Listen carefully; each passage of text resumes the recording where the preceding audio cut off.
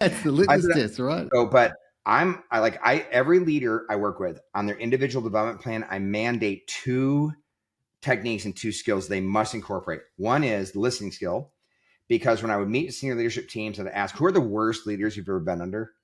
And who are the best leaders? Well, it's easy to remember the worst because there's all these things, but invariably there was two things that always came to the surface.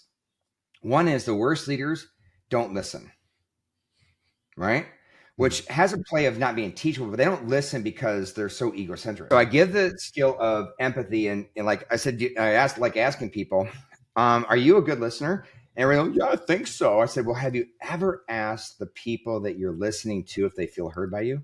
Oh, what a question.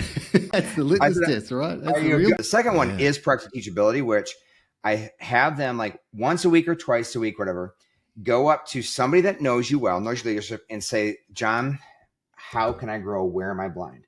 And of course, when you first ask that, John likes Greg. Listen, John, I want the 10% that's in the back of your brain that you would never, ever share with me. I want that. Because secondly, you could see something about me that I desperately need to know. I want that. And so go to people and ask them the question. Your leadership influence goes through the roof because you go to your direct reports, you go to your peers. How can I grow? How can I grow? How can I grow?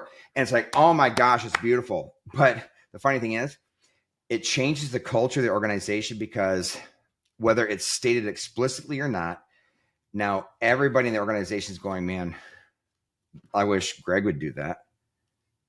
Right. Or as a direct report, my boss is putting themselves on the sacrificial altar and asking us how I want them to grow. Immediately, we all know we all should do this, should practice that technique. So it immediately starts changing the culture of the organization.